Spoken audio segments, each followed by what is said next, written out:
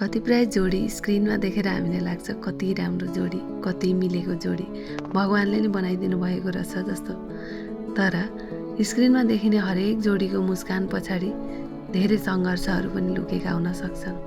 हामीलाई त उनीहरूको माया, साथ र खुसी मात्र देखिन्छ, तर त्यो सम्बन्ध टिकाइराख्नको लागि उनीहरूले गरेका त्याग, सम्झौता, धैर्यता र आँसुहरू देखिँदैनन्।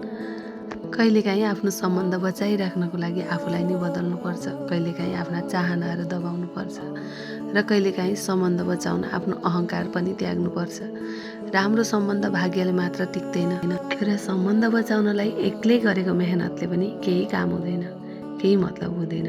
दुवैजनाको मेहनत, विश्वास, समझदारी र एकअर्कालाई नछोड्ने अठोटले एउटा सम्बन्ध टिक्ने गर्छ।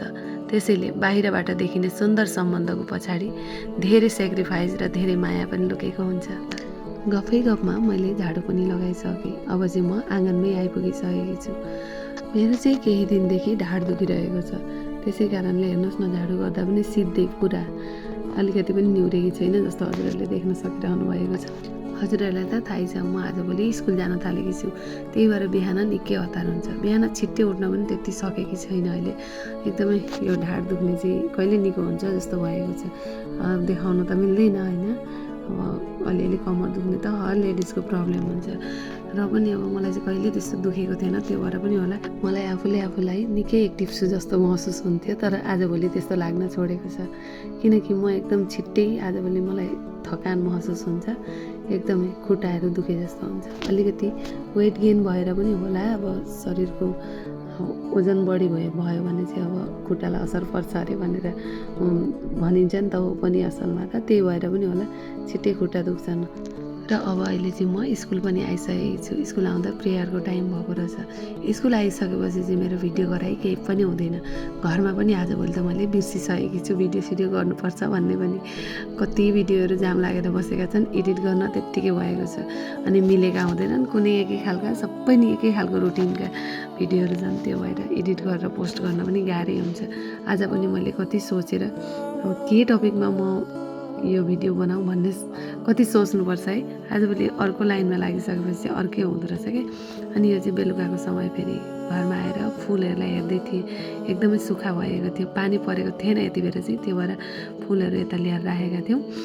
अनि कति प्राय फुल रोपेकी थिएँ मैले, सारेकी पनि थिएँ बिरुवाहरू, ती सबैमा पानीहरू दिएँ। कतिपय आमाले ल्याउनु भएको थियो कताबाट। अनि यता हेरेको झार यति उम्रेको रहेछ यहाँनिर।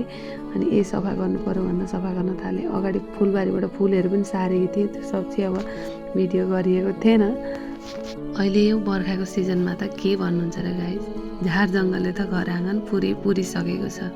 फुलबारीमा त हेर्नै पर्दैन, कति दिन लाग्छ। मैले त छुन पनि भ्याएकी छैन त्यतातिर, घरकै कामले ठिक्क भएको छ। आफूलाई पनि एकदमै हुन त केही भएको छैन मलाई, म ठिक छु सबैतिरबाट, तर एकदमै छिट्टो थकान महसुस भइरहेको छ, केही गर्न सकेकी छैन। बेलुकाखेरि एउटा पार्सेल आएछ, त्यो पार्सेल चाहिँ आमालाई दिएँ मैले ल्याएर।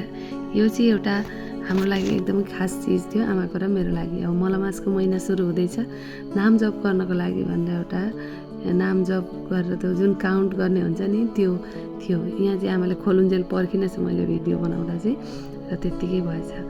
हस् गाइस, फेरि भेट्नेछु अर्को एउटा भिडियोमा। आजको लागि चाहिँ यति नै। यहाँनिर चाहिँ मैले रोपेका फुलहरू देखाउँदै थिएँ। हस्।